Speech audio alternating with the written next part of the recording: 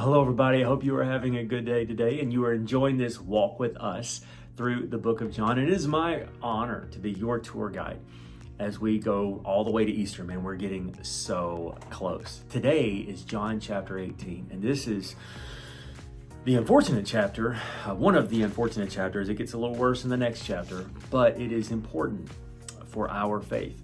I was challenged the other day by someone because we're going to be showing a piece of the Passion of the Christ in our services Sunday for Easter Sunday rather. And someone was challenging me saying, we shouldn't show that. Or let me get it all right. I was saying maybe we shouldn't show this scene. It's a little graphic.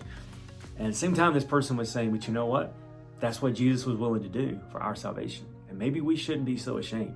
And I was like, I'm not ashamed. It just tears me up because I love Jesus. And he was like, well, maybe everybody else should see it, So we're going to go to it. And so there's two things as before you read John chapter 18, I want you to understand. First of all, did you notice that there is a part where Peter chopped off a guy's ear?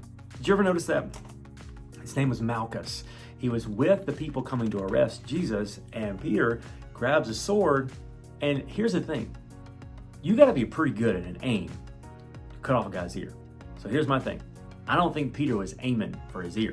He was a fisherman by trade, so he probably wasn't that kind of skilled. I think he was aiming to kill the guy and he missed. Thank goodness he did. Jesus takes the guy's ear and puts it back on his head. Okay, think about that. It's amazing. Anyway, it is absolutely ridiculous. And here's the thing, how'd they know his name? How did John know his name? Does that mean that later he became, because early Christian tradition says that this guy later becomes a Christian.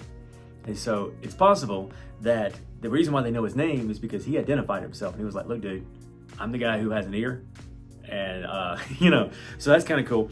And then Jesus, what happens is the Jewish people were subjugated under Roman authority, which means they couldn't put someone to death with capital punishment. Now, if it was a situation where it was something that was against their rules, they could stone someone to death, do things like that. But for capital punishment, for crucifixion, they weren't allowed to do that. Romans had to do that. That's why the Jewish people couldn't just put Jesus to death. They could have killed him or whatever.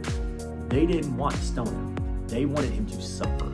So they had to find a way for the Romans to want to kill him. That's why they took him before Pilate. And it's amazing to see that Pilate talks to Jesus. And he doesn't find anything wrong with Jesus. Matter of fact, he wants to let Jesus go. But there's such a tumultuous crowd, and things are getting worse and worse and worse, that there was a custom at the time that in order to celebrate their biggest feast day, which is the Passover, commemorating when the Jewish people got out of Egyptian slavery, he would release one of the prisoners just as it was a celebration. And he was going to release Jesus. And so some say that the reason why they had Jesus flogged so bad was because he was going to flog him and release him. But when they flogged him, it wasn't enough. So they were going to crucify him. And so I want you to read this. I want you to see this, that even Pilate wants to let Jesus go. But he couldn't, because Jesus had a mission to fulfill.